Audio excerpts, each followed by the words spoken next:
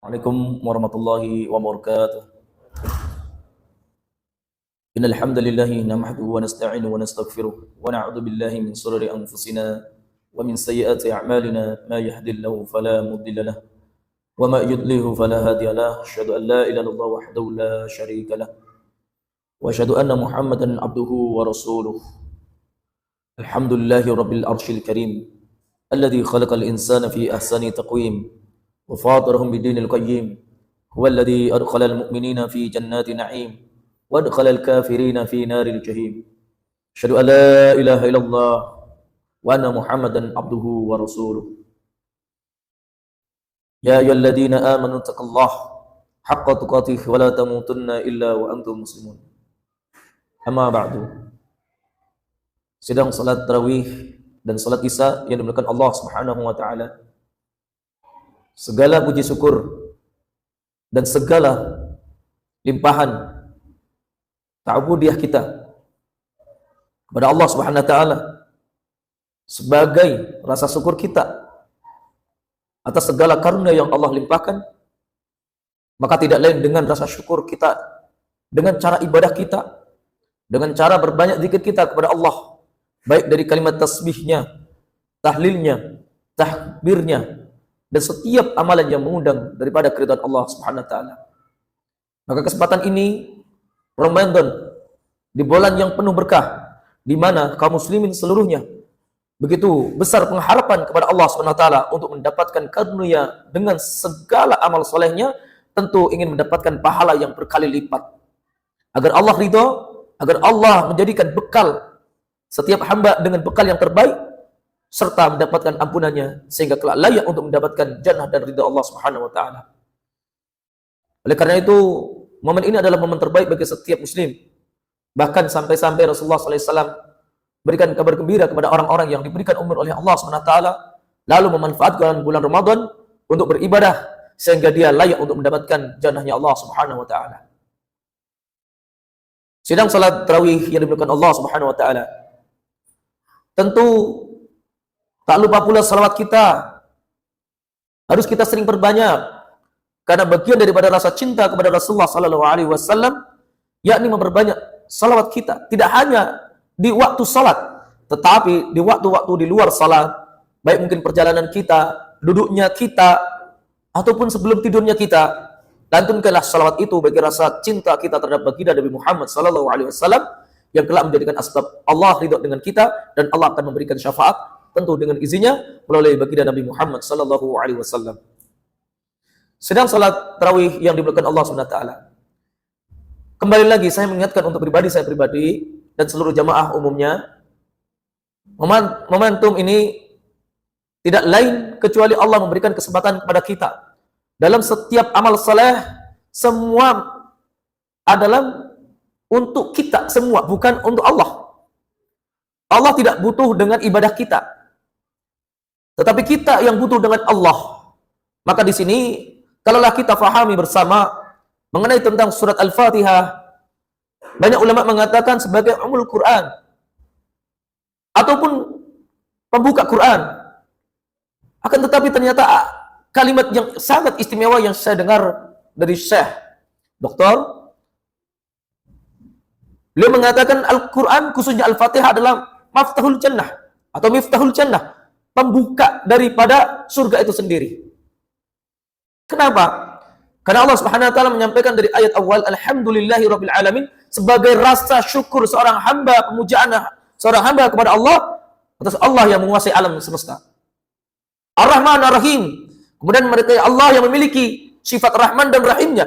Maliki Yaumiddin, dan Allah yang memiliki kerajaan pembalasan, dari mana hari pembalasan tidak ada pertolongan kecuali Allah yang memiliki hak persidangan kelak nanti. Iyyaka na'budu wa iyyaka nasta'in. Kemudian iyyaka na'budu, hanya kepada Allah kami beribadah. Wa nasta'in, dan kami meminta pertolongan hanya kepada Allah, sebagai tauhid seorang hamba kepada Allah. Kemudian ihdinas siratal mustaqim, permintaan seorang hamba kepada Allah agar diberikan jalan istiqamah. Kemudian Allah membagi 3 golongan. Siratal ladzina an'amta alaihim, yaitu adalah orang-orang yang diberikan nikmat oleh Allah, mereka adalah kalangan para nabi, mereka kalangan syuhada, sahabat, orang-orang tabi'in, tabi'ut saleh. Kemudian mereka yang diberikan kitab Al-Quran dengan pemahaman apa yang diharapkan oleh salafus saleh.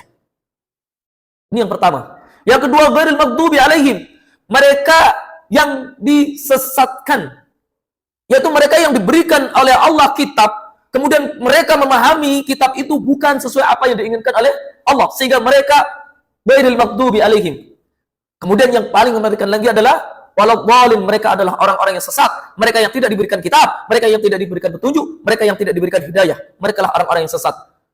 Maka ihdinas siratal mustaqim, ketika kita meminta kepada Allah diberikan jalan petunjuk yang lurus, maka tidak ada yang lain kecuali kita satu di dalam urusan hidup kita, memperbaiki urusan kita, hubungan kita dengan Allah, sebagaimana iyyaka na'budu wa iyyaka nasta'in.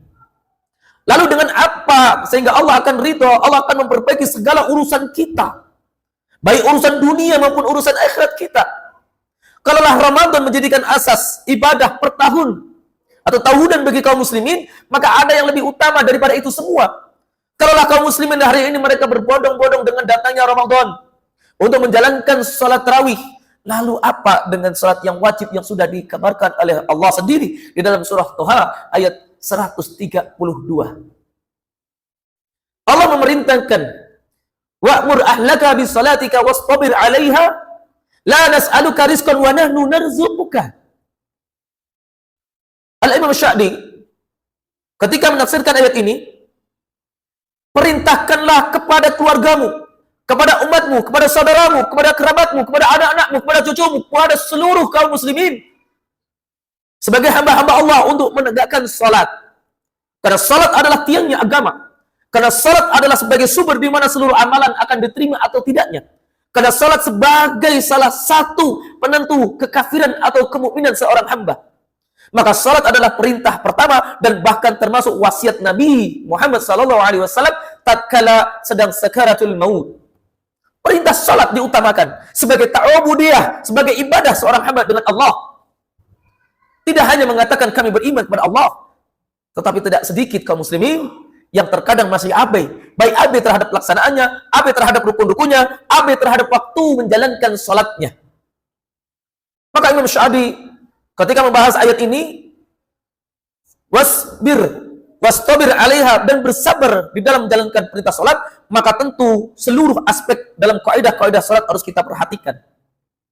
Bagaimana Rasulullah SAW ketika salat, kama ra'atumuni usalli, salatlah sebagaimana kalian melihat aku salat. Tentu dengan apa? Dengan seluruh aktivitas yang dilakukan oleh Rasulullah salatnya, baik bacaannya, baik pakaiannya, tidak hanya gerakan saja, tapi semua aspek yang berkaitan dengan apa yang dilakukan oleh Rasulullah SAW, termasuk waktunya, sehingga tidak sedikit kaum muslimin terkadang ketika ada kumandang adzan, mereka juga masih sibuk dengan urusan kerjaannya, masih sibuk dengan obrolannya, masih sibuk dengan urusan-urusan yang lainnya, tidak segera datang menuju Allah SWT untuk menjalankan salat berjamaah. Fadzakir fa inna dzikra tanfa'ul mu'minin. Berikanlah peringatan pada orang-orang mukmin. Berikanlah nasihat pada orang mukmin karena bermanfaat. Tentang apa? Tentang salat dulu. Perbaikilah urusan salat kita. Sehingga dengan asbab, kalau salat kita baik, salat kita benar, salat kita Allah ridho dengan salat kita, maka Allah akan menjamin seluruh urusan kita. Maka di dalam ayat ini Allah melanjutkan, la nas'aluka rizqan. Kami tidak minta rizki, kami tidak membebani kalian dalam urusan dunia kalian. Kami tidak membebani urusan keluarga kalian, anak cucu kalian, kami tidak bebani. Itu urusan kami, urusan Allah. Maka ketika seorang hamba ketika dilahirkan, sebelum lahir di janin ibunya, bikat birizkihi, ajalihi, amalihi, syakiyun aw sa'idun, Allah sudah tetapkan tentang rizkinya, tentang umurnya, tentang kebahagiaannya, tentang matinya sudah ditentukan oleh Allah. Kalaulah hari ini kita faham Allah mampu memberikan rizki kepada orang yang taat maupun yang tidak taat, lalu bagaimana ketika seorang hamba mampu memperbaiki urusan salat? La nas'aluka rizqan wa nahnu narzuquka, dan kamilah yang akan memberikan rizki dan kamilah yang akan memudahkan rizki.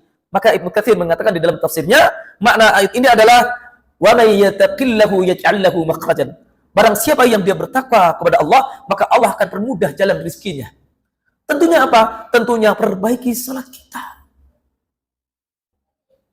Berbagai problem masalah di dalam hidup kita, maka cek dulu Telah dulu para sahabat ketika mendapatkan ujian, ketika mendapatkan musibah, ketika mendapatkan teguran dari Allah, maka mereka akan lihat bagaimana salat kita, bagaimana waktunya, bagaimana hubungan kita dengan Allah, bagaimana bacaannya. Maka mereka akan mengoreksi diri mereka. Barangkali kita ingin sukses, kita ingin jaya, kita ingin dimudahkan segala urusannya, tapi urusan salat kita masih terkadang malas. Terkadang malas. Maka konsep daripada rizki, selain sudah dijamin oleh Allah SWT, tentu adalah bagian salat menjadi syarat kemudahan seorang hamba untuk menyelesaikan seluruh problem masalahnya. Jamaah hadirin yang bukan Allah SWT. Sedikit kisah. Saya kenal dengan di antara jamaah hadirin yang bukan Allah SWT. Beliau punya usaha sebagai orang yang dipercaya dengan PT Petronas Malaysia. Beliau bercerita dengan saya, tatkala itu beliau dapat ujian, yakni pipa untuk penyedot minyak di lautan yang sudah ditancapkan, dan itu membutuhkan biaya yang tidak sedikit, miliaran, bahkan triliunan. Kemudian ternyata pipa itu dalam keadaan miring. Maka dari PT Petronas terus menghubungi beliau, karena beliau sebagai kepala untuk menentukan posisi dan sebagai instrukturnya. Maka dengan kegundahan beliau, lalu kita sampaikan waktu itu hari Jumat. Dan PT Petronas itu mengajak untuk diskusi, cari solusi, kalaupun dibongkar harus membutuhkan biaya yang tidak cukup sedikit, melainkan sangat banyak. Kemudian tidak lain kecuali seorang hamba yang ingat dengan Allah SWT, beliau izin untuk tetap melaksanakan salat Jumat. Waktu itu jam 11. Kemudian beliau mengambil wudhu, kemudian mendekat kepada Allah SWT untuk menjalankan salat Jumatnya dengan ditambah kesukaannya, mengharapan kepada Allah Subhanahu wa taala. Biidznillah, setelah salat Jumat selesai, dengan doa-doa yang dilakukan oleh beliau, keajaiban yang beliau dapatkan informasi dari orang yang di lapangan adalah pipa tersebut bisa berdiri sendiri, lurus tanpa ada sedikit masalah. Ternyata salat mampu menyelesaikan seluruh masalah yang dihadapi kita, baik masalah yang kecil ataupun masalah yang besar. Sehingga tidak sedikit ulama mengatakan, perbaiki urusan salatmu, maka Allah akan perbaiki urusan dunia dan akhiratmu. Dan ini senada dengan hadis qudsi. Allah Subhanahu wa taala berfirman, yaqulu rabbakum. Allah Subhanahu wa taala mengatakan, menyampaikan, ya ibna Adam, wahai anak Adam, tafarrah li ibadati, mendekatlah kepadaku dengan jalan beribadah kepadaku. Amla qalbaka dinan, maka kami akan penuhi hati kamu dengan kecukupan, dengan kekayaan, dengan rasa syukur. Wamla yadaka rizqan, dan akan kami penuhi tangan-tangan kamu dengan rizki, dengan segala kemudahan-kemudahan dariku. Ya ibna Adam, wahai anak Adam, la tuba'id minni, jangan kau jauhi aku. Amla qalbaka faqran, maka ketika kau menjauhi aku, akan aku isi hatimu dengan kefakiran, dengan kesusahan, dengan kegundahan, dengan kesetresan. Wamla yadaka suhlan, dan aku penuhi hidup kamu dengan susah payah, dengan seluruh kederitaan. Maka jamaah sekalian yang bukan Allah SWT, dengan diskusi ini yang tentu riwayat Imam Hakim dan disahkan Syalbani, ini menjadikan sebuah rujukan kita. Tidak ada solusi terbaik seorang hamba ketika mereka mendapatkan masalah ujian kecuali mereka semakin dekat dengan Allah SWT. Maka momen Ramadan ini adalah momen terbaik untuk perbaikan salat kita. Momen terbaik untuk menjadikan salat ini lebih istimewa daripada salat-salat yang sebelumnya. Oleh karena itu, jangan terlepas daripada kita menjalankan salat berjamaah dengan imam. Sebagaimana hadis Nabi Muhammad SAW, man shalla lillahi arba'ina yawman fi jama'atin yutriku takbiratul ula kutibat lahu bara'atani, bara'atu minan nar wa bara'atu minan nifaq. Barang siapa yang dia salat mengharap ridha Allah SWT, berjamaah bersama imam di masjid, yutriku takbiratul ula, dan mereka mengikuti ketika imam takbir Allahu Akbar, maka kita sudah menjadi makmumnya, kemudian ikut Allahu Akbar pertama kali. Maka jaminannya apa? Bara'atu minan nar wa bara'atu minan nifaq. Maka Allah akan jamin seorang hamba ini dijauhkan dari azab api neraka dan dijauhkan dari sifat nifaq. Oleh karena itu, Allah Subhanahu wa taala sering menyampaikan, ya ayyuhalladzina amanu sta'inu bis-sabri was-shalah. Antara sabar dan salat selalu berkaitan, di mana setiap ayat-ayat ini disampaikan oleh Allah Subhanahu wa taala. Oleh karena itu, yuk, mumpung Ramadan, perbaiki salat kita, karena sesungguhnya salat akan mengantarkan kepada perkara-perkara yang lebih baik. Kalau salat kita baik, maka akan mengantarkan puasa kita akan lebih baik lagi. puasa kita akan lebih bermakna lagi, puasa kita akan lebih jaya lagi, dan sampai akhir puasa nanti kita akan mendapatkan la'allakum tatakun insyaallah. Wa qur rabbi warhamu anta khairur rahimin. Assalamualaikum warahmatullahi wabarakatuh.